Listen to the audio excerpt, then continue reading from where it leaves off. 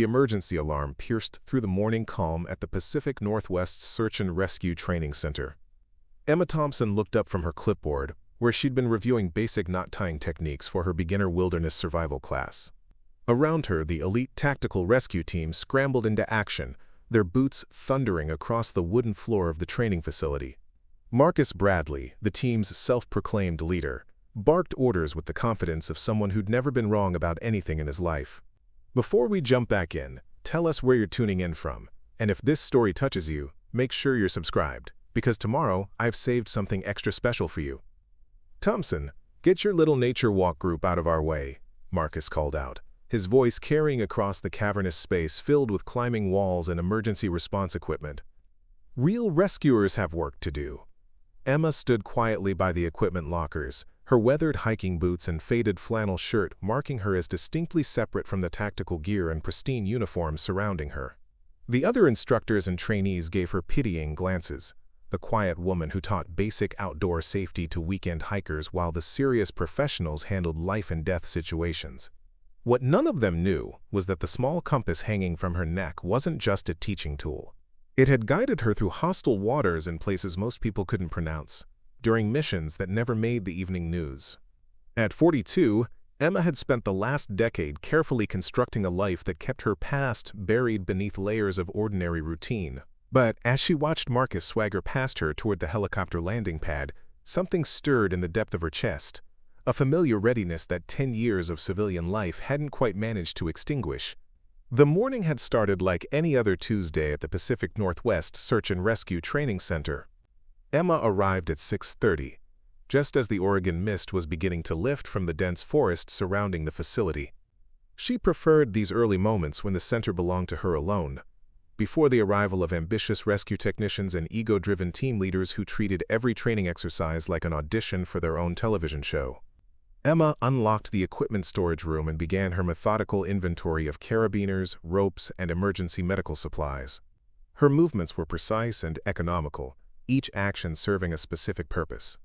She checked expiration dates on emergency food rations, tested the functionality of emergency beacons, and ensured that every piece of safety equipment met the exacting standards that had been drilled into her during a different lifetime.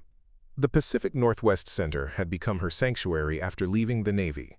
Nestled in the Cascade Mountains 40 miles east of Portland, the facility trained search and rescue personnel from across the western United States. Its primary mission was preparing civilian volunteers and professional first responders for the dangerous work of mountain rescue. But it also served as a testing ground for elite tactical units who needed specialized training in high-altitude and wilderness environments. Emma's official title was Wilderness Safety Coordinator, a position that sounded important but actually placed her at the bottom of the facility's hierarchy. She taught basic survival skills to weekend hikers, conducted equipment safety briefings for new volunteers, and maintained the center's extensive collection of emergency gear. It was steady work that paid her bills and kept her connected to the outdoors she'd always loved, but it was also deliberately unremarkable, exactly what she'd been seeking when she'd applied for the position 3 years ago. Her colleagues knew her as a competent but unambitious instructor who'd somehow acquired extensive knowledge of wilderness survival techniques. They assumed she'd learned her skills through years of hiking and camping, perhaps with some military service in a support role. Emma never corrected their assumptions. She showed up for work on time, completed her assignments without complaint, and maintained friendly but distant relationships with everyone at the facility. The truth was far more complex. Emma Thompson had spent 10 years as a Navy SEAL, specializing in underwater demolition and high-risk extractions in some of the most dangerous waters on Earth. She'd been part of missions that required swimming for miles in frigid ocean water, planting explosives on enemy vessels, and extracting personnel from hostile territories where a single mistake meant death or capture. Her small frame and quiet demeanor had made her particularly effective in operations that required infiltration and stealth. Her service record included commendations for valor that she kept in a locked box beneath her bed, alongside the folded flag that had covered her brother David's coffin. David had been a Navy pilot, shot down during a reconnaissance mission over hostile territory. Emma had joined the SEALs partly to honor his memory, and partly because she'd inherited the same drive for precision and excellence that had made him an exceptional aviator. The decision to leave military service hadn't been easy, but it had been necessary.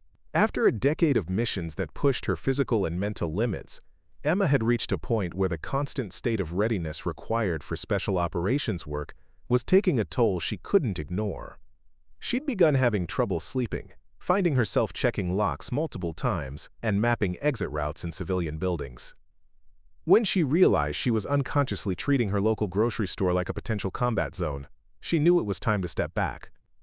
The transition to civilian life had been challenging in ways she hadn't anticipated. The precision and teamwork that had defined her military service didn't translate easily to ordinary employment. She'd tried working in corporate security, but the routine nature of the work left her feeling restless and unfulfilled. A brief stint as a fitness instructor had ended when she'd automatically corrected a client's combat stance during what was supposed to be a basic self-defense class. The wilderness safety position had offered something different. It allowed her to use her knowledge of survival techniques and emergency response without revealing the specialized context in which she'd acquired those skills. She could teach people how to signal for help in remote locations without mentioning that she'd once used similar techniques to coordinate rescue operations behind enemy lines. She could demonstrate proper knot tying without explaining that she'd learned those skills while rappelling from helicopters under hostile fire. Emma's apartment reflected the same deliberate simplicity that characterized her work life. Located in a quiet neighborhood 15 miles from the training center, it was a modest one-bedroom unit with basic furniture and minimal decoration. The only hints of her military background were carefully hidden, her medals and commendations locked away, her specialized gear stored in unmarked containers, and her brother's photograph displayed alongside family pictures that suggested nothing unusual about her past. She'd maintained contact with a few former teammates, but those relationships required careful management. Phone calls were brief and focused on civilian topics. Social media connections were limited and closely monitored. She'd learned to deflect questions about her military service with vague references to administrative duties and desk jobs that discouraged further inquiry. The strategy had worked well for 3 years. Emma had found a rhythm that allowed her to contribute meaningfully to wilderness safety education while keeping her extraordinary background private.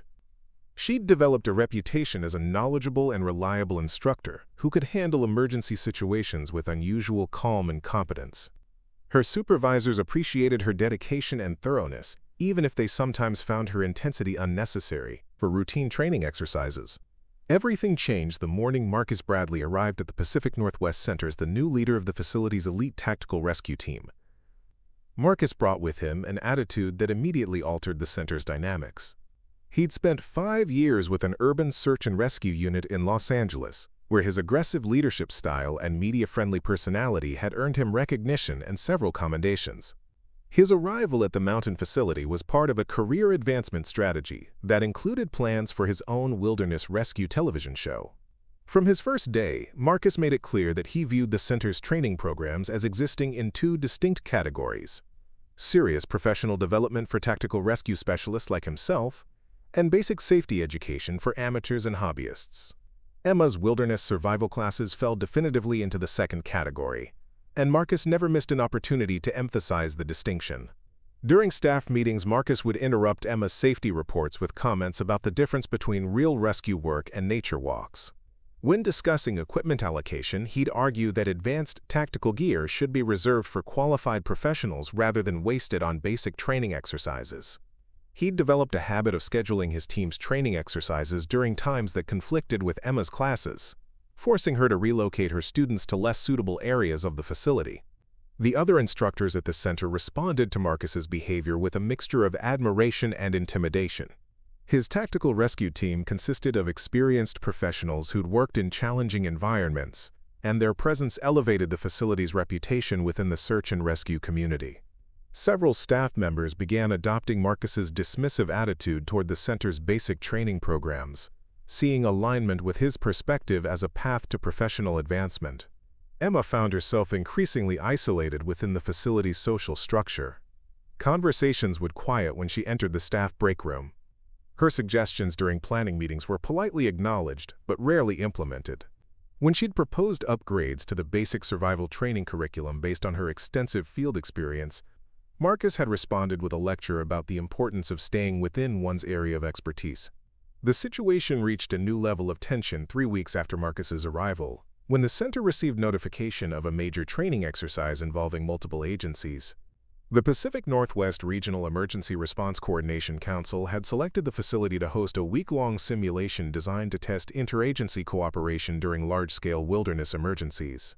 The exercise would involve teams from 6 different states and would be observed by federal emergency management officials evaluating the region's disaster preparedness capabilities. Marcus immediately positioned himself as the primary coordinator for the exercise, arguing that his tactical rescue experience made him the obvious choice to lead such a complex operation. Robert Chen, the facility's supervisor, agreed to give Marcus primary responsibility while maintaining oversight of the overall planning process. Emma's role in the exercise was limited to basic logistical support and equipment maintenance, despite her extensive experience with multi-team coordination and emergency response protocols. During the planning meetings for the regional exercise, Emma listened as Marcus outlined strategies that she recognized as potentially problematic. His approach emphasized rapid deployment and aggressive tactics that worked well in urban environments but could create dangerous complications in wilderness settings. When she'd attempted to raise concerns about weather contingencies and communication protocols, Marcus had dismissed her input as unnecessarily cautious and irrelevant to professional-level operations.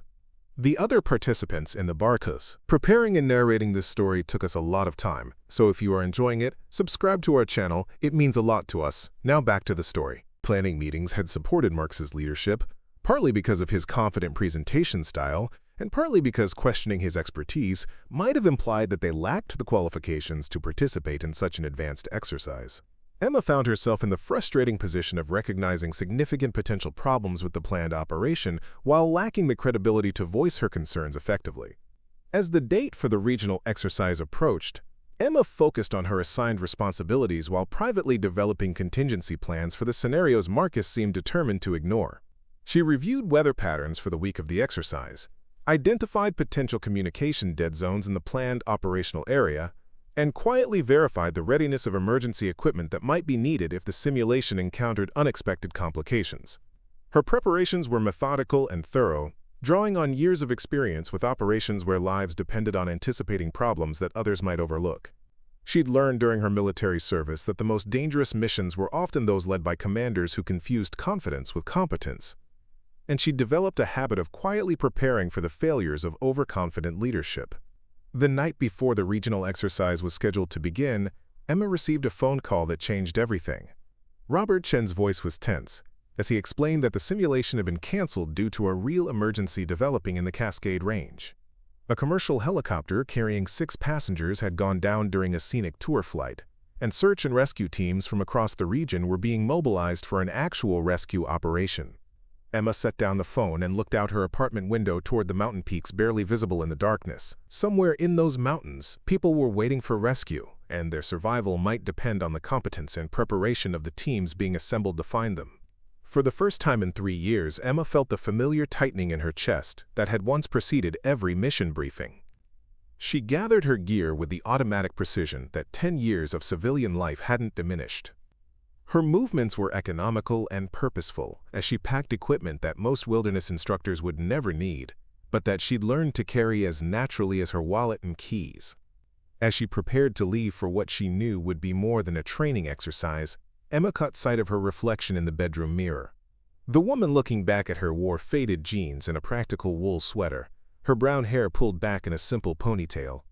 She looked like exactly what she'd worked so hard to become, an unremarkable wilderness safety instructor, preparing for another day of routine responsibilities. But behind her eyes was something that hadn't been visible for 3 years, the focused intensity of someone who'd once been trusted with missions where failure wasn't an option. Emma picked up the small compass hanging from its chain around her neck and held it for a moment, feeling its familiar weight.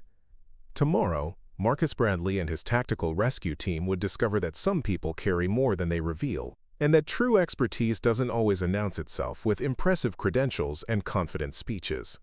Tomorrow, the quiet woman who taught knot tying to weekend hikers would remember what it felt like to be exactly who she'd been trained to be. The emergency briefing at 4:30 in the morning was unlike anything the Pacific Northwest Search and Rescue Training Center had experienced in its 15-year history. The main conference room buzzed with tension as rescue teams from 6 states gathered around topographical maps spread across multiple tables. The helicopter crash site was located in one of the most treacherous sections of the Cascade Range, where jagged peaks and unpredictable weather patterns had claimed dozens of lives over the mile-to-one past decade. Emma entered the briefing room carrying a thermos of coffee and her weathered notebook, taking a seat in the back row where she could observe without drawing attention. The room was filled with highly trained professionals, whose reputations had been built on successful rescues in challenging environments. Many wore patches indicating specialized certifications in technical rope rescue, avalanche response, and high-altitude medical care. Their conversation centered on equipment specifications, helicopter deployment strategies, and coordination protocols for multi-team operations. Marcus stood at the front of the room wearing a crisp, tactical uniform that looked like it had been pressed that morning. His confidence was evident as he gestured toward the large topographical display showing the crash site's location. The downed helicopter had been carrying a pilot and 5 passengers on a scenic tour when it encountered unexpected severe weather conditions. Initial reports suggested the aircraft had made a controlled descent into a narrow canyon approximately 12 miles from the nearest road access point. "The terrain presents significant challenges," Marcus announced to the assembled teams. "We're looking at a vertical descent of nearly 800 feet through unstable rock formations. Weather conditions include 40-mile-per-hour winds and intermittent visibility due to cloud cover. Standard helicopter insertion is not possible due to the canyon's configuration and current atmospheric conditions."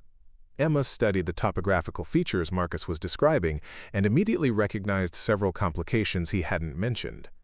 The canyon's orientation would create wind shear effects that could make helicopter operations dangerous, even in improved weather. The rock formations indicated a high probability of loose stones and potential rockfall triggered by rescue activities. Most critically, the canyon's drainage patterns suggested that any precipitation in the surrounding peaks would funnel directly through the crash site, creating flash flood risks that could endanger both survivors and rescue personnel. Robert Chen, the facility supervisor, provided additional details about the mission's complexity. The passengers include 2 elderly individuals and 1 person with a documented heart condition. "We're operating under the assumption that some survivors may require immediate medical intervention. The crashed helicopter's emergency beacon is transmitting, but we've had no voice communication with the pilot or passengers since the initial distress call." Lisa Martinez, one of the center's experienced medical response instructors, raised her hand to ask about evacuation procedures. "Given the terrain limitations, how are we planning to extract survivors who may not be able to assist in their own rescue?" Marcus's response demonstrated both his confidence and his limited understanding of the specific challenges they were facing. "We'll establish a primary descent route using standard technical rope systems. Once we reach the survivors, we'll assess their condition and determine appropriate extraction methods. The key is moving quickly before weather conditions deteriorate further." Emma recognized the fundamental flaw in Marcus's approach immediately. Standard technical rope systems were designed for controlled descents in stable environments, not for complex rescue operations in narrow canyons with multiple environmental hazards. The canyon's configuration would require specialized anchoring techniques and backup safety systems that weren't part of standard rescue protocols. Additionally, Marcus's emphasis on speed contradicted the careful systematic approach necessary for safe operations in such dangerous terrain. Several other team leaders asked questions about communication protocols, medical supply distribution, and backup rescue procedures. Marcus answered each inquiry with apparent expertise. But Emma noticed that his responses relied heavily on general rescue doctrine rather than specific adaptations for the unique challenges of this particular mission. His leadership style emphasized decisive action and clear command structure, qualities that worked well in straightforward rescue scenarios but could become liabilities in complex situations requiring flexibility and improvisation. During a brief break in the briefing, Emma approached Robert Chen to discuss her concerns about the planned operation. She kept her voice low to avoid undermining Marcus's authority while still conveying the seriousness of the issues she'd identified. The canyon's drainage characteristics could create significant hazards if we encounter precipitation. We should consider establishing alternative extraction routes before committing personnel to the primary descent. Quote, Robert listened politely, but seemed distracted by the numerous logistical demands of coordinating such a large-scale operation. "Marcus has extensive experience with technical rescues," he replied. "I'm confident his team can handle whatever challenges they encounter." The dismissal was gentle but final, and Emma realized that her concerns would not receive serious consideration unless circumstances forced a re-evaluation of the current plan. As the briefing resumed, Marcus outlined specific team assignments and operational timelines. His tactical rescue unit would serve as the primary descent team, responsible for reaching the crash site and providing immediate medical assessment of the survivors. Supporting teams would establish communication relays, manage equipment transport, and prepare evacuation routes for bringing survivors back to accessible terrain. Emma's role was limited to equipment maintenance and logistical support at the base camp, well away from the actual rescue operations. The assignment felt both familiar and frustrating. During her military service, Emma had frequently found herself in situations where her expertise was underutilized due to others' preconceptions about her capabilities. The difference was that military operations eventually provided opportunities to demonstrate competence through action, while civilian rescue work offered fewer chances to prove oneself when excluded from critical responsibilities. Following the briefing, the various teams began their preparation activities. Marcus's tactical unit gathered around specialized climbing equipment, testing rope systems and reviewing descent procedures. Their conversations revealed genuine expertise and professional competence, but also an assumption that this rescue would follow predictable patterns based on their previous experience. Emma watched them work while organizing basic supplies at the equipment staging area, noting both their strengths and the gaps in their preparation. The drive to the remote access point took nearly 2 hours along increasingly narrow mountain roads. Emma traveled in a support vehicle with other personnel assigned to base camp operations, listening as radio communications provided updates on weather conditions and preliminary reconnaissance flights. The information was not encouraging. Cloud cover had descended to within 500 feet of the canyon floor, and wind speeds were increasing rather than stabilizing as forecast. Base camp was established in a clearing approximately 1 mile from the canyon rim, close enough to provide communication support, but far enough to avoid potential hazards from falling rocks or changing weather conditions. Emma helped set up the command tent and communication equipment while the tactical teams prepared their descent gear. The complexity of the operation was evident in the amount of specialized equipment required. Multiple rope systems, medical supplies, emergency shelter materials, and backup communication devices. Marcus conducted a final equipment check with his team, their systematic approach reflecting good training and preparation. Emma observed from a distance, noting the quality of their gear and the competence of their procedures. Under normal circumstances, their expertise would be more than adequate for the challenges they expected to face. The problem was that the circumstances developing around them were far from normal. The first indication of serious trouble came during the initial reconnaissance descent. Marcus had sent 2 team members to evaluate the canyon's upper sections and establish primary anchor points for the main descent operation. Their radio communication grew increasingly tense as they encountered conditions that differed significantly from what the topographical maps had suggested. "Base camp, this is reconnaissance team," the radio crackled with static interference. "Rock stability is worse than anticipated. We're seeing evidence of recent geological activity, possibly triggered by last week's heavy precipitation. Standard anchoring procedures may not provide adequate security for multi-person loads." Marcus's response revealed his frustration with the unexpected complications. "Reconnaissance team, adjust your anchor placement and proceed with establishing descent route. We need to maintain operational timeline to ensure survivor welfare." Emma could hear the tension in both transmissions. The reconnaissance team was encountering legitimate safety concerns that required careful evaluation, while Marcus was feeling pressure to maintain the aggressive timeline he'd established during the morning briefing. The conflict between safety protocols and operational urgency was one that Emma recognized from her military experience, where similar situations had sometimes led to tragic consequences. The weather continued to deteriorate throughout the morning as the tactical team worked to establish their descent route. Cloud cover dropped further into the canyon, reducing visibility and creating conditions that made helicopter support impossible. Radio communication became intermittent due to atmospheric interference, complicating coordination between teams and increasing the isolation of personnel working at the canyon rim. By midday, Marcus's team had successfully reached a point approximately 300 feet below the canyon rim, but their progress had been slower than planned due to the challenging rock conditions. Their radio reports indicated that the remaining descent to the crash site would require additional time and possibly alternative techniques that hadn't been included in the original operational plan.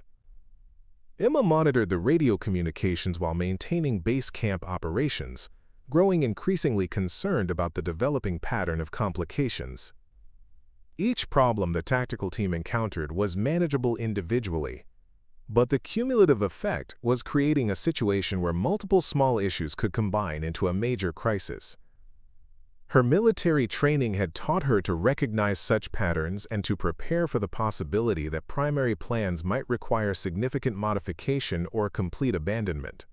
The crisis point arrived when the reconnaissance team reported a new problem that changed everything. Base camp, we've reached the crash site location. Their transmission was barely audible through increasing static.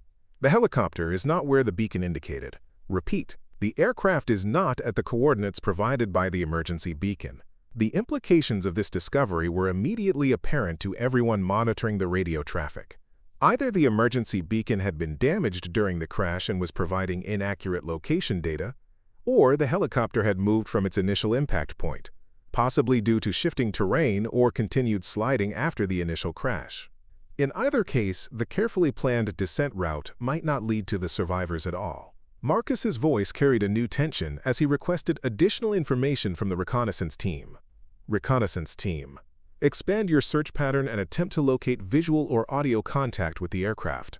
We need to determine if the survivors are in your immediate area, or if we need to reassess our operational approach. The response was not what anyone wanted to hear. Base camp. Visibility is severely limited due to cloud cover. We can search approximately 50 meters in any direction from our current position, but beyond that range, we cannot guarantee safe movement or communication. We're also experiencing intermittent rockfall that may be triggered by our activities or changing weather conditions. Emma realized that the rescue operation was approaching a critical decision point. The tactical team had committed significant resources to reaching their current position, but they might be in the wrong location entirely. Weather conditions were preventing aerial reconnaissance that could help locate the actual crash site. Meanwhile, time was running out for any survivors who might be injured and exposed to deteriorating environmental conditions. The conversation between Marcus and Robert Chen that followed revealed the depth of the challenge they were facing. Standard rescue protocols didn't provide clear guidance for situations where primary plans had to be abandoned midway through complex operations. The decision to continue the current approach risked committing more personnel to potentially dangerous positions while searching for survivors who might not be in the area. The alternative of withdrawing and developing a completely new rescue plan would cost precious time that injured survivors might not have. Emma listened to their discussion while checking and rechecking equipment that might be needed for emergency contingencies. Her systematic approach to preparation had become an automatic response to developing crises, a habit developed during military operations where equipment failures or unexpected complications could transform routine missions into survival situations. As she worked, Emma found herself mentally cataloging resources and capabilities that might be relevant if the current rescue plan collapsed entirely. The decision Marcus made reflected both his determination to succeed and his inexperience with the type of adaptive planning required for complex wilderness operations. Rather than withdrawing his team to reassess the situation, he chose to expand the search area by dividing his personnel into smaller groups that could cover more ground. The strategy made sense from a time management perspective, but it also increased the risks faced by individual team members and complicated communication and coordination procedures. Emma recognized the fundamental flaw in this approach immediately. Dividing specialized personnel into smaller groups reduced their collective capability to handle emergencies and made it more difficult to provide mutual support if anyone encountered serious problems. In hostile environments, such decisions often preceded the transition from rescue operations to multiple rescue operations, as originally deployed personnel became victims, requiring their own emergency response. As the afternoon progressed, radio communication with the divided tactical teams became increasingly sporadic. Weather conditions continued to deteriorate, with precipitation beginning to fall in the higher elevations surrounding the canyon. The combination of reduced visibility, challenging terrain, and scattered personnel created exactly the type of situation that Emma had been trained to recognize as a precursor to catastrophic mission failure. The final radio transmission from Marcus's team came at 3:15 in the afternoon, delivered in a tone that revealed both frustration and growing concern. Base camp, we've covered the planned search area without locating the aircraft or survivors. Weather conditions are becoming dangerous for continued operations. We need to discuss evacuation procedures for our personnel before conditions deteriorate further. Robert Chen's response reflected the weight of responsibility he was feeling as the overall mission commander. Tactical team, begin consolidation procedures and prepare for extraction. We'll reassess our approach and develop alternative search strategies based on current information. Emma looked up from the equipment inventory she'd been conducting and realized that 10 years of civilian life were about to end. The rescue operation that was supposed to demonstrate the tactical team's expertise had instead revealed the limitations of standard approaches when confronted with genuinely challenging circumstances. Somewhere in the Cascade Mountains, helicopter crash survivors were waiting for rescue that might not come unless someone with different capabilities and different experience took responsibility for finding them. She walked over to the command tent, where Robert Chen was studying topographical maps with growing desperation. Marcus and his tactical team were beginning their extraction from the canyon, having successfully demonstrated that conventional rescue techniques were inadequate for the current situation. The time had come for a conversation that would change everything, not just for the current rescue operation, but for Emma's carefully constructed civilian identity. "Robert," she said quietly, choosing her words with the same precision she'd once used for mission briefings where lives depended on absolute clarity. "I think there might be another way to approach this." Robert Chen looked up from the topographical maps with exhaustion etched across his features. The weight of commanding a failing rescue operation was evident in every line of his face, and Emma could see the desperation that came with realizing that conventional approaches were proving inadequate. 6 people remained stranded somewhere in the treacherous canyon system, and the window for successful rescue was closing rapidly as weather conditions continued to deteriorate. "What did you have in mind, Emma?" Robert asked, his voice carrying the careful politeness of someone who was willing to listen to any suggestion no matter how unlikely. The tactical teams had represented the best available expertise, and their inability to locate the crash site had left him with few remaining options. Emma moved closer to the map table, her eyes scanning the topographical features with an intensity that hadn't been visible during her 3 years of teaching basic wilderness safety. The emergency beacon placement suggests the helicopter didn't crash where it initially went down. "Based on the terrain characteristics and the weather conditions they encountered, I believe the aircraft continued sliding after impact." She pointed to a section of the map that showed a series of interconnected ravines extending deeper into the canyon system. If the helicopter hit here during the storm, the combination of steep terrain and wet conditions could have caused it to slide several hundred yards from the initial impact point. The beacon might have separated from the main wreckage during the sliding process. Robert studied the area Emma was indicating, noting the complex terrain features that would make such a scenario possible. That would explain why Marcus's team couldn't locate the aircraft, but it also means the survivors could be anywhere within a much larger search area. "How do you propose we cover that kind of ground when we're already dealing with dangerous weather conditions and limited visibility?" Emma's response revealed knowledge that went far beyond what anyone at the facility had suspected she possessed. "The key is understanding how the terrain itself guides movement after an aircraft emergency. Helicopters don't just stop when they hit the ground, especially on steep slopes with loose surface material. The aircraft would have followed the path of least resistance, which means tracking the natural drainage patterns and identifying where obstacles would have finally stopped the sliding motion." The precision of her analysis caught Robert's attention immediately. This wasn't the kind of theoretical knowledge that came from textbooks or basic emergency response training. Emma was describing the aircraft's post-crash behavior with the confidence of someone who had experience with such scenarios, and her systematic approach to analyzing the terrain suggested familiarity with complex search operations. "Even if you're right about the helicopter's location," Robert said carefully, "we still have the problem of reaching that area safely. Marcus's team had to abort their search because of the dangerous conditions. How would a different approach change those fundamental challenges?" Emma looked directly at Robert for the first time during their conversation, and he saw something in her eyes that hadn't been visible during their previous interactions. The quiet wilderness safety instructor had been replaced by someone with a different kind of confidence, the focused intensity of a professional who had dealt with genuinely dangerous situations before. The tactical team's approach was designed for standard rescue operations in predictable environments, she explained. They used conventional descent techniques and equipment configurations that work well under normal circumstances but become limitations when conditions exceed standard parameters. What this situation requires is adaptive methodology based on improvised solutions and alternative equipment applications. The technical language Emma was using revealed a depth of expertise that went far beyond her official qualifications. Robert realized he was listening to someone who understood complex rescue operations from a perspective that wasn't available through civilian training programs.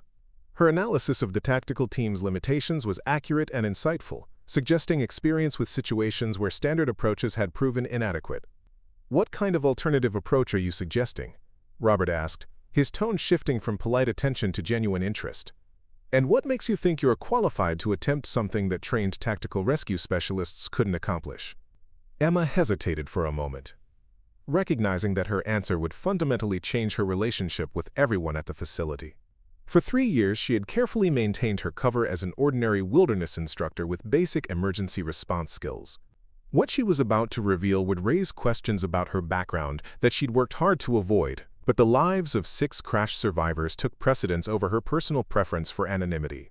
"I have experience with unconventional rescue operations in challenging environments," she said, choosing her words carefully. "During my military service, I was involved in extraction missions that required specialized techniques for reaching personnel in locations that couldn't be accessed through standard methods." The admission hung in the air between them, and Robert studied Emma with new attention. Her military service had never been discussed in detail during her employment at the facility, and he had assumed her background involved administrative or support roles that provided general familiarity with emergency procedures. What she was describing suggested something far more specialized and potentially relevant to their current crisis. "What branch of service?" Robert asked. "And what kind of extraction missions?" Emma took a deep breath, knowing that her answer would effectively end the civilian identity she had spent 3 years constructing. "Navy SEALs. Underwater demolition and high-risk extractions. 10 years of active duty, including operations in hostile environments where conventional rescue techniques weren't applicable." The revelation transformed Robert's understanding of the woman he had worked with for 3 years. Emma Thompson wasn't just a wilderness safety instructor with some military background. She was a former member of one of the most elite special operations units in the world, with training and experience that made her possibly the most qualified person available for the type of unconventional rescue operation their situation required. "Why didn't you mention this before?" Robert asked, his voice reflecting both surprise and a growing sense of possibility. "Your qualifications are exactly what we need for this kind of complex operation." Emma's response revealed the careful thought she had given to maintaining her civilian identity. "Because I left that life deliberately. I came here to teach basic wilderness safety to weekend hikers, not to get involved in high-risk rescue operations. But 6 people are stranded in conditions that are going to get worse, and conventional approaches have already failed. Sometimes circumstances don't give you the luxury of choosing who you want to be." Robert realized that Emma's reluctance to reveal her background wasn't false modesty or civilian uncertainty about her capabilities. She was a former special operations professional who had made a conscious decision to step away from that world, and the current situation was forcing her to confront that choice in the most direct way possible. The question was whether she was willing to temporarily abandon her civilian identity to attempt a rescue that nobody else was qualified to perform. "What would you need to make this work?" Robert asked, his question indicating that he was prepared to support whatever approach Emma might propose. "And what are the risks we'd be taking by deviating from standard rescue protocols?" Emma moved to a different section of the topographical map, her finger tracing routes that weren't marked on any official trail system. The primary advantage of an unconventional approach is that it doesn't rely on establishing fixed descent routes or permanent anchor systems. Instead of fighting the terrain's natural hazards, we use them as navigational aids and movement opportunities. She pointed to areas where the map showed steep cliff faces and unstable rock formations that the tactical team had identified as obstacles. These features that make conventional rescue techniques dangerous can actually provide advantages if you understand how to work with them rather than against them. Loose rock that threatens fixed rope systems can indicate natural movement patterns that guide you toward areas where the helicopter would have come to rest. Robert studied the route Emma was describing, noting that it involved terrain that would be considered impassable using standard rescue techniques. Are you talking about free climbing in those areas? Because the liability issues alone would make that approach impossible to authorize. Emma's smile was barely visible, but it carried the confidence of someone who had faced challenges that made civilian liability concerns seem relatively minor. Not free climbing, controlled movement using specialized techniques that don't require permanent anchor systems. The equipment and methods exist, but they're not part of standard civilian rescue training because they require extensive specialized preparation and experience with hostile environment operations. The conversation was interrupted by radio communication from Marcus's tactical team, who were reporting their withdrawal from the canyon amid increasingly dangerous weather conditions. Their transmission confirmed what Emma had already recognized. Conventional rescue approaches were no longer viable given the combination of environmental hazards and the expanded search area required to locate the helicopter. Base camp, tactical team extraction is complete. Marcus's voice carried the frustration of a professional who had been forced to abandon a mission due to circumstances beyond his control.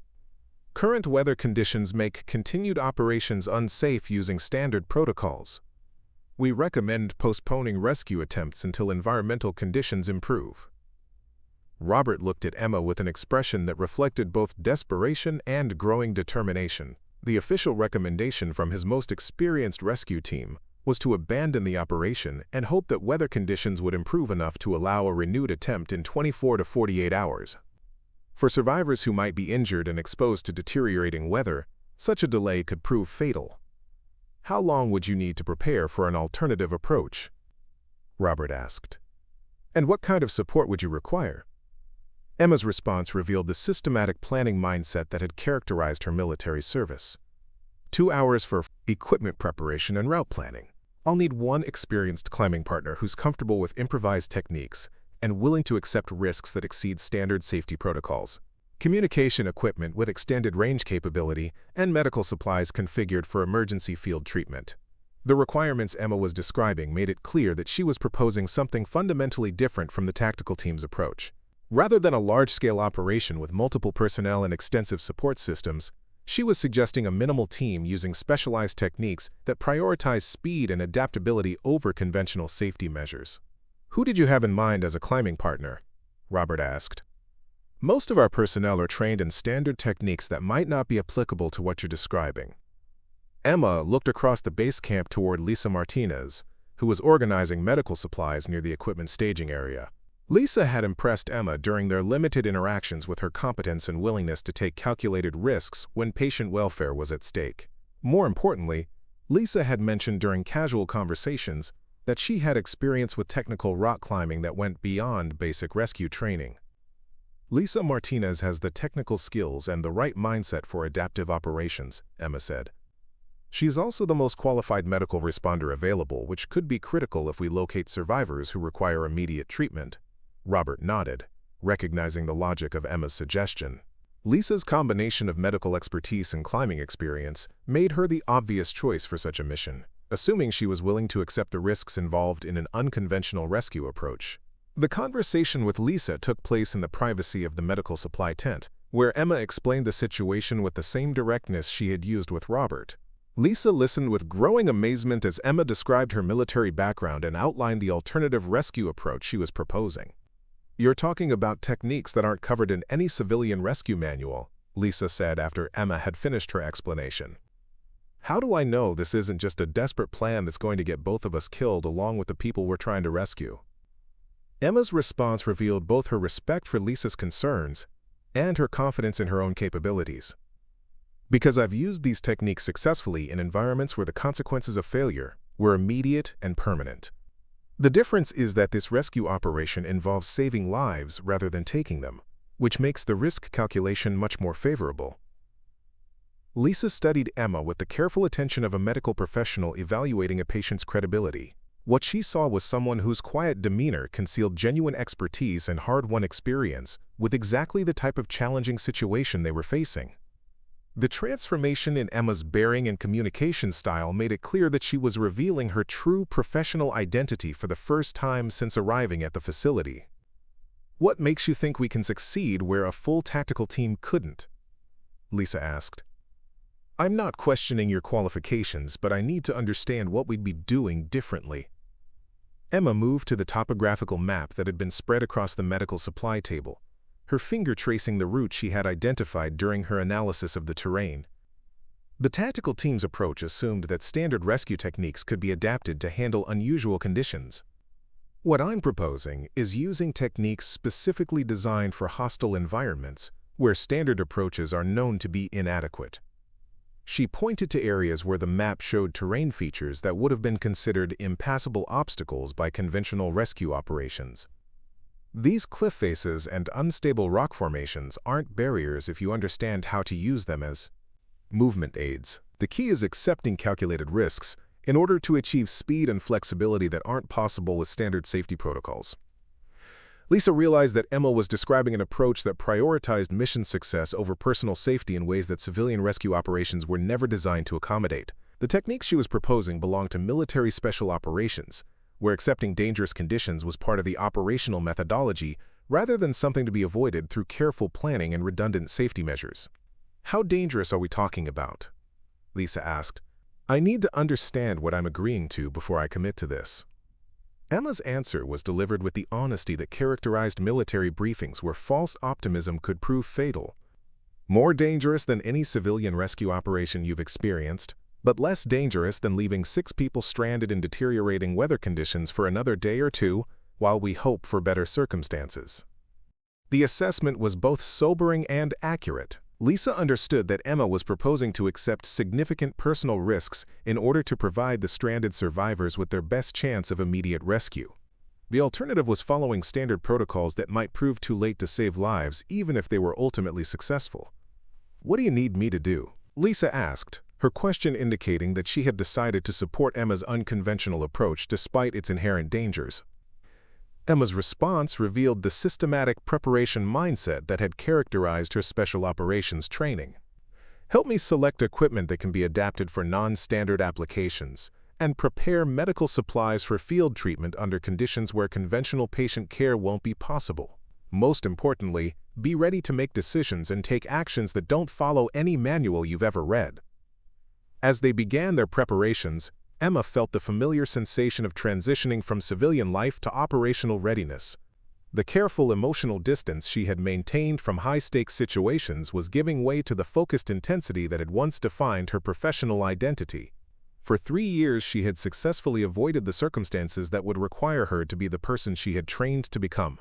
Now, the lives of 6 strangers depended on her willingness to temporarily abandon the safe civilian identity she had worked so hard to construct. The equipment selection process revealed the depth of Emma's specialized knowledge, as she identified items that could be repurposed for applications their manufacturers had never intended. Standard climbing gear was modified to support rapid movement techniques that prioritized speed over redundant safety measures. Communication equipment was configured for extended range operation in challenging terrain. Medical supplies were repackaged for access and application under field conditions where conventional treatment protocols wouldn't be applicable. Lisa watched with growing respect as Emma transformed basic rescue equipment into a specialized kit designed for the type of unconventional operation she was proposing. The systematic approach and technical expertise Emma demonstrated made it clear that her military background involved far more than the administrative or support roles that most facility personnel had assumed.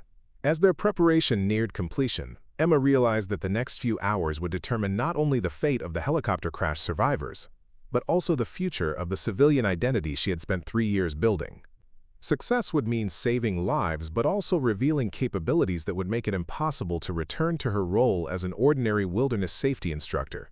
Failure could mean adding her own name and Lisa's to the list of people requiring rescue in the unforgiving terrain of the Cascade Mountains. The final equipment check was conducted with military precision, each item verified for functionality and accessibility under the demanding conditions they expected to encounter. Emma's transformation from quiet instructor to operational professional was complete. and Lisa found herself working alongside someone whose competence and confidence belonged to a different world entirely from the civilian rescue operations they had both known. "Ready?" Emma asked, the question carrying implications that went far beyond their immediate mission preparation. Lisa nodded, recognizing that they were about to attempt something that would test not only their technical skills, but also their ability to function effectively in conditions where standard safety protocols and conventional approaches had already proven inadequate. "Let's go find those people." The descent into the canyon began at 1700 hours, with storm clouds gathering overhead and visibility dropping to dangerous levels. Emma moved through the rocky terrain with fluid precision that seemed to defy the laws of physics, her body adapting to each handhold and footstep, with the unconscious competence of someone who had navigated hostile environments where a single mistake meant death. Lisa followed closely behind, matching Emma's pace through terrain that would have challenged experienced mountaineers under ideal conditions. The route Emma had chosen avoided the established anchor points that Marcus's tactical team had attempted to use, instead following natural features that provided secure movement opportunities without requiring permanent installations. She used techniques that civilian rescue training never covered, flowing across rock faces and through narrow passages with an economy of motion that conserved energy, while maintaining rapid progress toward their objective. "How did you learn to move like that?" Lisa asked during a brief rest stop on a ledge barely wide enough for both of them. The question was delivered between controlled breaths as she worked to match the demanding pace Emma was setting through increasingly challenging terrain. Emma checked their position against the topographical features she had memorized during their preparation, her navigation proceeding without reference to conventional landmarks or trail markers. SEAL training includes movement through hostile environments where being detected means mission failure. You learn to work with terrain instead of fighting it, and to trust your body's ability to adapt to conditions that seem impossible until you're actually doing them. The explanation revealed a fundamental difference between Emma's approach and conventional rescue techniques. While standard methods emphasized careful planning and systematic safety measures, Emma's military training had taught her to embrace calculated risks and improvised solutions as natural components of effective operations. The confidence she displayed while navigating treacherous terrain came from years of experience in environments where perfect safety was never an option. As they continued their descent, the weather conditions that had forced the tactical team to abandon their mission became increasingly apparent. Wind speeds exceeded 40 miles per hour in exposed areas, creating conditions that made conventional rope work dangerous and unpredictable. The combination of loose rock, deteriorating visibility, and intermittent precipitation transformed the canyon into exactly the type of hostile environment that Emma's specialized training had prepared her to handle. Lisa discovered that working alongside Emma required adjusting her understanding of what constituted acceptable risk in emergency situations. The techniques Emma employed would have violated every safety protocol she had learned during her civilian rescue training, yet the results were undeniably effective. They were making progress through terrain that had stopped an experienced tactical team, and doing so at a pace that gave them a realistic chance of reaching the crash site before weather conditions became completely prohibitive. The first indication that Emma's analysis of the helicopter's location had been accurate came when they discovered debris scattered across a narrow ledge approximately 600 feet below the canyon rim. Fragments of metal and plastic suggested that the aircraft had indeed continued moving after its initial impact, leaving a trail of wreckage that confirmed Emma's theory about the crash dynamics. "This is promising," Emma said, examining a piece of rotor blade that showed impact damage consistent with continued movement after the initial crash. The debris pattern indicates the helicopter maintained forward momentum for some distance, which means the main wreckage should be further down the natural drainage channel. Lisa studied the evidence with growing amazement at Emma's ability to interpret details that would have been meaningless to most rescue personnel. The debris analysis required understanding aircraft crash dynamics and terrain interaction patterns that went far beyond basic emergency response training. Emma was reading the accident scene like a specialized investigator with extensive experience in such scenarios. Their progress through the debris field revealed additional clues about the helicopter's final movements and the condition of its occupants. Emma identified impact patterns that suggested the aircraft had maintained some structural integrity during its sliding descent, improving the likelihood that passengers had survived the initial crash. More importantly, The absence of significant fuel spillage indicated that fire had not been a factor in the accident, eliminating one of the primary causes of fatality in helicopter crashes. The discovery of personal items scattered among the debris provided the first direct evidence that passengers had survived the impact and were mobile enough to move around the crash site. A backpack containing tourist brochures and a camera had been placed deliberately against a rock formation, in a manner that suggested intentional signaling rather than random distribution by impact forces. "Someone's alive and thinking clearly enough to create visual signals," Lisa observed, pointing to the backpack's placement in a location that would be visible to aerial reconnaissance. "That's a very good sign for their overall condition and mental state." Emma nodded, but her expression remained focused on the larger tactical picture they were developing as they gathered information about the crash site. The signaling attempt also confirms that the survivors understand they're in a location where standard rescue approaches won't work. They're adapting to circumstances and trying to help their own rescue, which suggests leadership and organization among the group. The psychological profile Emma was developing of the crash survivors reflected her military training in personnel assessment under crisis conditions. Understanding how people responded to extreme stress was critical for planning rescue operations that depended on cooperation between rescuers and victims. The evidence of organized signaling attempts indicated that the survivors were maintaining morale and working together, factors that significantly improved their chances of successful extraction.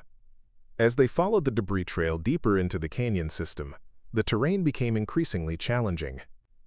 The natural drainage channel Emma had identified on the topographical maps proved to be a narrow gorge with near-vertical walls and unstable footing that required constant attention to maintain safe progress. Conventional rescue techniques would have been impossible in such conditions, but Emma's specialized training allowed her to navigate the hazardous terrain while maintaining the rapid pace necessary to reach survivors before weather conditions deteriorated further. The sound of voices echoing through the gorge provided the first direct confirmation that they were approaching living survivors. Lisa felt a surge of relief and excitement as she realized that Emma's unconventional approach had successfully accomplished what the tactical team's standard methods could not achieve. They had located the crash site and confirmed that survivors were alive and responsive. Emma signaled for silence as they approached the final approach to the helicopter's location, her movements becoming even more careful and deliberate. The voices they were hearing could provide valuable information about the survivors' condition and the challenges they would face during extraction, but only if they could observe the situation without immediately revealing their presence. The helicopter had come to rest in a small clearing at the bottom of the gorge, its main structure largely intact despite obvious impact damage to the rotor assembly and landing gear.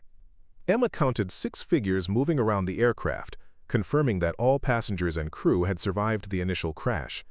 Their movements appeared purposeful and coordinated, suggesting that serious injuries were not preventing basic mobility among the group. "Thank God," Lisa whispered as she observed the survivors through the limited visibility provided by their concealed position. "They all appear to be mobile and responsive. That's going to make extraction much more manageable." Emma continued her systematic assessment of the crash site, noting factors that would influence their rescue approach. The helicopter's position at the bottom of the gorge provided some protection from wind and weather, but it also meant that extraction would require bringing survivors up through the same challenging terrain that had taken Emma and Lisa hours to navigate downward. More critically, the narrow configuration of the gorge would make helicopter evacuation impossible, meaning that all survivors would need to be extracted on foot through terrain that exceeded the capabilities of most civilian rescue personnel. The tactical challenge they faced was how to safely move 6 crash survivors, possibly including individuals with injuries or limited climbing experience, through terrain that had challenged even Emma's specialized capabilities.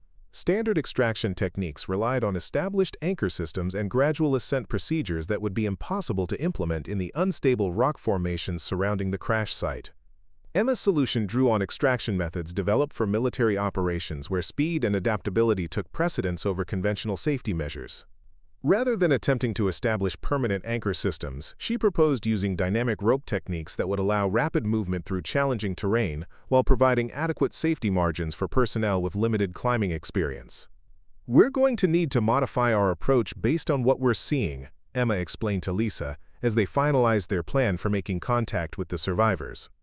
6 people means we'll need to use buddy system extraction methods, pairing each survivor with either you or me for the technical sections of the ascent. The extraction plan Emma outlined required splitting the survivor group into smaller units that could move independently through different sections of the gorge, reducing the risk that a single problem would endanger the entire group. The approach demanded precise coordination and communication, but it offered the best chance of successfully extracting all survivors before weather conditions made the operation impossible. Lisa realized that the rescue operation she had agreed to support was becoming something far more complex and demanding than she had initially understood. Emma's military background was enabling solutions that no civilian rescue team could have implemented, but those solutions required accepting risks and using techniques that went far beyond her own training and experience. "What do you need me to do?" Lisa asked, recognizing that her role in the operation would need to adapt to the specialized requirements of Emma's extraction plan. Emma's response revealed the systematic thinking that characterized military operations planning. "Your medical expertise is going to be critical for assessing survivor condition and determining who can handle the physical demands of technical extraction. I'll handle the complex, climbing sections, but you'll need to manage the survivors through the intermediate terrain where medical issues could become complications." The division of responsibilities Emma was proposing reflected an understanding of each team member's strengths and limitations, while maximizing their collective capability to handle the complex demands of the extraction operation. Lisa's medical training would be essential for identifying survivors who required special assistance, while Emma's specialized climbing skills would enable movement through terrain that would be impossible for personnel with standard rescue training. As they prepared to make contact with the survivors, Emma felt the familiar sensation of operational focus that had characterized her military service. The careful planning and systematic preparation were giving way to adaptive execution under challenging conditions, where success depended on real-time decision-making and flawless technical performance. For the first time in 3 years, she was operating in an environment that fully utilized the capabilities she had spent a decade developing. The initial contact with the crash survivors proceeded according to the protocol Emma had established during their approach planning. She and Lisa revealed themselves gradually, allowing the survivors to observe their equipment and competence before initiating direct communication. The approach was designed to establish confidence and cooperation while avoiding the shock or panic that could complicate rescue operations.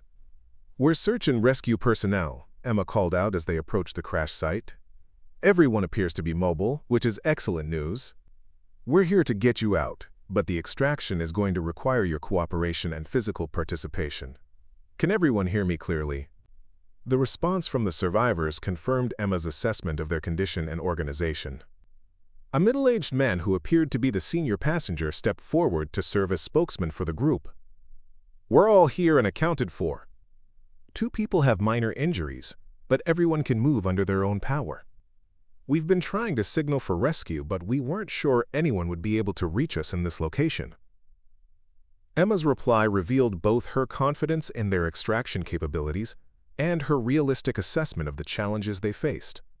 "We can get you out, but it's going to require climbing through terrain that's more challenging than anything you've probably experienced before.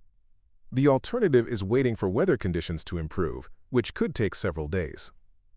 The survivors' response to Emma's assessment was unanimously in favor of immediate extraction despite the technical challenges involved. Their time at the crash site had given them first-hand experience with the deteriorating weather conditions and the exposed nature of their position. The prospect of spending additional days in the gorge with limited food and shelter was clearly less appealing than accepting the risks of a technically demanding rescue operation.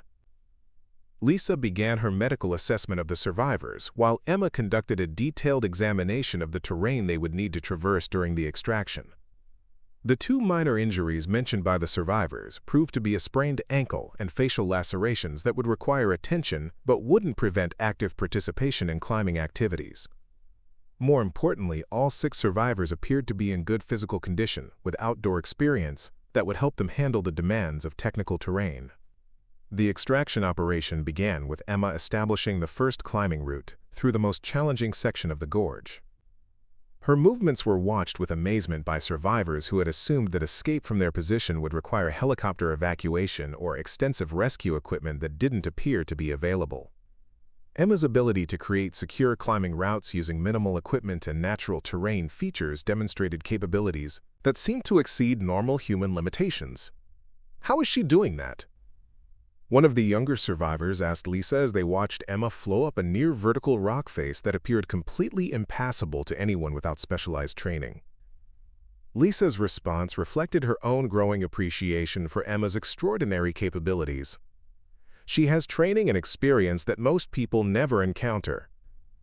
What you're seeing is the result of years of preparation for exactly this type of situation. The survivor extraction proceeded in stages, with Emma and Lisa alternating responsibility for guiding groups of 2 or 3 people through successive sections of the challenging terrain.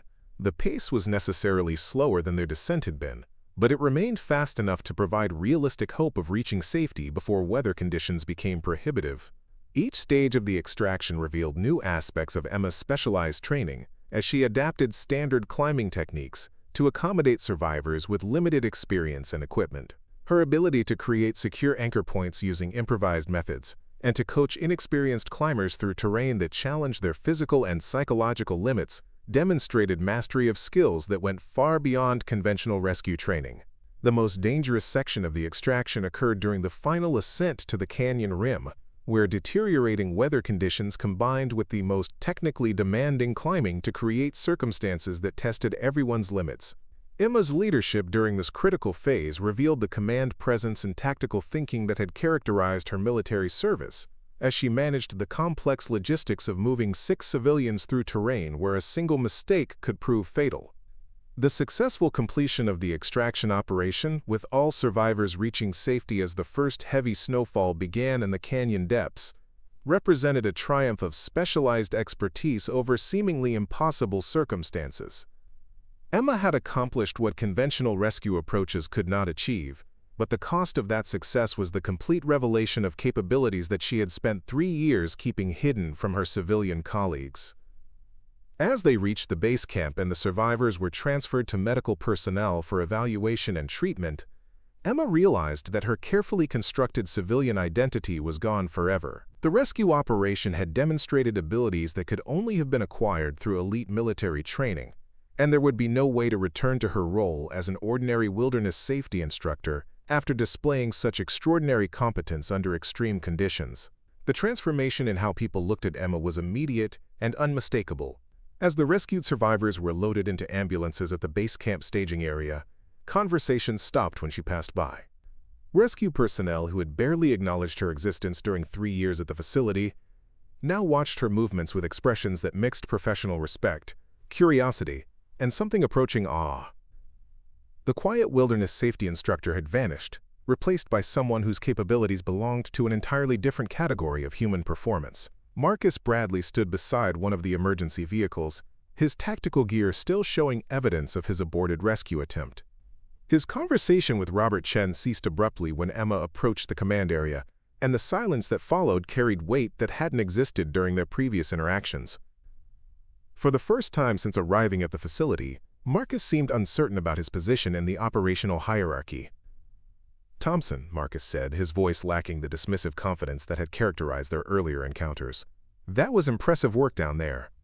I've never seen extraction techniques like what you were using." Emma nodded politely, recognizing the significance of Marcus acknowledging her competence, but feeling no satisfaction from the reversal of their previous dynamic. The rescue operation had required her to reveal capabilities she had worked for 3 years to keep hidden, and the professional recognition she was receiving came at the cost of the anonymity she had valued above almost everything else. "Different training, different methods," she replied simply, offering no details about the specialized background that had enabled her success where conventional approaches had failed. The explanation was accurate but incomplete, leaving room for interpretation while avoiding the specific disclosures that would generate additional questions about her military service. Robert Chen approached with the measured steps of someone processing information that challenged his understanding of the people working under his supervision. His expression reflected genuine appreciation for Emma's accomplishment, mixed with bewilderment about how such extraordinary capabilities had remained hidden during her 3 years of routine employment at the facility. "The families of those survivors are going to want to thank you personally," Robert said. "Local media has already gotten word about the rescue, and there's going to be significant attention focused on what happened here today. Are you prepared to handle that kind of public recognition? The question touched on exactly the concern that had been growing in Emma's mind since the successful completion of the extraction operation. Public attention would inevitably lead to investigation of her background, and investigation would reveal details about her military service that she had deliberately kept private. The rescue operation had demonstrated capabilities that could only be explained by specialized training, and explanations would require admissions she wasn't prepared to make. "I'd prefer to keep my involvement as low profile as possible," Emma responded. "The important thing is that everyone made it out safely. The specific details of how that happened aren't really relevant to anyone outside the rescue community." Robert's expression suggested that he understood Emma's desire for privacy but recognized that the circumstances made such discretion unrealistic. The successful rescue of 6 people from a location that had defeated conventional rescue attempts would generate interest that couldn't be easily managed or contained. Emma's role in that success would inevitably become part of the story, regardless of her personal preferences. Lisa Martinez joined their conversation with the exhausted satisfaction of someone who had participated in an operation that exceeded her expectations and challenged her assumptions about what was possible under extreme conditions. Her experience as Emma's partner during the rescue had given her unique insight into the extraordinary capabilities that Emma possessed, and her medical training allowed her to appreciate the precision and competence that had made their success possible. "I've been thinking about what we accomplished down there," Lisa said, addressing Emma directly. "The techniques you used aren't covered in any civilian rescue manual I've ever seen. Where did you learn to do the things you were doing?" Emma's response revealed both her respect for Lisa's partnership during the operation and her continued reluctance to provide detailed explanations about her specialized background. Military training includes preparation for operations in challenging environments. Some of those skills translate to civilian rescue work, especially when conventional approaches aren't adequate for the conditions you're facing. The explanation satisfied Lisa's immediate curiosity, while raising additional questions about the extent and nature of Emma's military experience. Lisa had observed Emma's capabilities firsthand during the rescue operation, and her medical training allowed her to recognize that the skills Emma had demonstrated required years of specialized preparation under extreme conditions. The arrival of emergency medical personnel to transport the rescued survivors provided a temporary distraction from the growing tension focused on Emma's role in the operation. The paramedics who examined the survivors expressed amazement that all 6 had been successfully extracted from such a remote and dangerous location without serious injuries or complications. Their professional assessment confirmed that Emma's rescue operation had been executed with remarkable competence under extraordinarily challenging conditions. As the ambulances departed for the hospital, Emma found herself facing the reality that her carefully constructed civilian identity was irretrievably compromised. The demonstration of capabilities that could only have been acquired through elite military training had created a situation where continued anonymity was impossible. People would ask questions, and those questions would require answers that revealed aspects of her background she had worked for 3 years to keep private. The conversation with Robert Chen that evening took place in the privacy of his office, away from the continuing activity at the base camp as equipment was secured and after-action reports were prepared. Robert's approach was direct but respectful, reflecting his understanding that he was dealing with someone whose qualifications and experience exceeded his own in areas that were relevant to emergency operations. "I need to understand what we're dealing with here," Robert said, settling into his chair with the weariness of someone who had managed a complex crisis situation. "Your performance today demonstrated capabilities that suggest training and experience that goes far beyond what's indicated in your personnel file. I'm not asking for classified information, but I need to know enough to properly utilize your expertise and to answer the questions that are going to come from my supervisors." Emma recognized that Robert's request was both reasonable and inevitable. Her decision to reveal her specialized background during the rescue operation had created obligations that extended beyond the immediate crisis. The facility's leadership needed to understand her actual qualifications in order to make informed decisions about future operations and personnel assignments.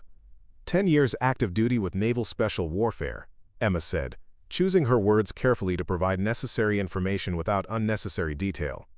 Specialized training in high-risk extractions, underwater operations, and unconventional warfare techniques. Honorable discharge 3 years ago, followed by a deliberate transition to civilian employment that didn't require utilizing those specialized capabilities. Robert's response reflected both professional appreciation for Emma's extraordinary qualifications and understanding of her desire to maintain distance from her military background. That explains a lot about what happened today. It also raises questions about why someone with your training and experience chose to work in basic wilderness safety education rather than pursuing opportunities that would better utilize your capabilities. Emma's explanation revealed the careful thought she had given to her post-military career choices and her deliberate decision to avoid roles that would require her to function in the high-stress, high-stakes environment that had defined her Navy service. Because I wanted to do something useful without the intensity and pressure that comes with special operations work. Teaching basic safety skills to weekend hikers felt like a way to contribute meaningfully while maintaining the kind of normal civilian life that I'd never experienced. The conversation was interrupted by a phone call from Robert's supervisor at the Regional Emergency Management Office, who had received preliminary reports about the successful rescue operation and wanted additional details about the personnel and techniques involved. Robert's side of the conversation made it clear that Emma's role in the operation was generating interest at levels of authority that would make continued privacy difficult to maintain. That was the regional director, Robert explained after ending the call. There's going to be an official debriefing tomorrow morning with representatives from multiple agencies who want to understand how you accomplished what experienced tactical rescue teams couldn't achieve. They're particularly interested in the techniques you used and whether those methods could be incorporated into standard rescue protocols. Emma realized that the successful rescue operation was creating exactly the kind of professional attention and career opportunities that she had deliberately avoided by leaving military service. Her demonstration of extraordinary capabilities under extreme conditions had made her valuable to organizations that specialized in high-risk operations, and those organizations would pursue her involvement regardless of her personal preferences for anonymity and civilian employment. The media attention that followed the rescue operation confirmed Emma's concerns about the impossibility of maintaining her low-profile civilian identity. Local television news featured the story prominently, with dramatic footage of the rescue helicopters and interviews with the grateful survivors who credited their rescuer with capabilities that seemed to exceed normal human limitations. While Emma's name wasn't initially released, the description of her performance made it clear that identifying her would be merely a matter of time and investigation. The transformation in her relationship with Marcus Bradley was perhaps the most visible indicator of how the rescue operation had changed her position within the facility's social and professional hierarchy. Marcus approached her the following morning with an expression that mixed professional respect with personal embarrassment about his previous dismissive attitude toward her capabilities. "I owe you an apology," Marcus said, his voice carrying none of the swagger that had characterized their earlier interactions. "I made assumptions about your qualifications based on your job title and civilian role. What you accomplished yesterday demonstrated expertise that I don't possess, and I should have recognized that much earlier." Emma's response reflected both her acceptance of Marcus's apology and her understanding that their professional relationship would need to be rebuilt on a foundation of mutual respect rather than the hierarchical assumptions that had previously defined their interactions. Everyone makes judgments based on limited information. The important thing is adapting when circumstances reveal that those judgments need to be revised. Quote, "The offer from the Regional Emergency Management Office came within 48 hours of the rescue operation, delivered by a deputy director who had driven from Seattle specifically to meet with Emma and discuss her potential involvement in specialized rescue operations. The position being offered would utilize her unique capabilities while providing compensation and professional recognition that far exceeded her current employment at the Wilderness Safety Facility. We're establishing a new high-risk rescue unit that would handle situations where conventional approaches are inadequate," the deputy director explained during their meeting in Robert Chen's office. "Your performance during the helicopter rescue demonstrates exactly the kind of expertise and adaptability we need for operations that exceed standard rescue capabilities." Emma listened to the offer with appreciation for the professional opportunities it represented, and recognition that accepting such a position would mean returning to the high-intensity operational environment she had deliberately left behind. The specialized rescue work being described would utilize her military training and provide meaningful service to people in crisis situations.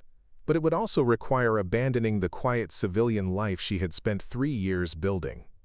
"I need time to consider the implications," Emma replied, recognizing that her decision would determine not only her immediate career path, but also the fundamental direction of her post-military life. "The work you're describing is important, but it represents a significant change from the civilian role I've been pursuing."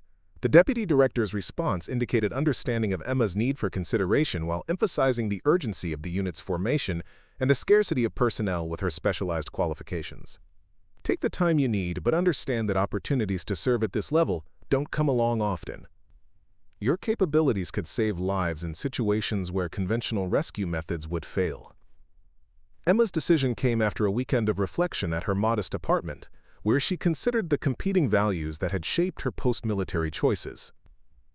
The successful rescue operation had demonstrated that her specialized training retained its relevance and effectiveness even after 3 years of civilian employment.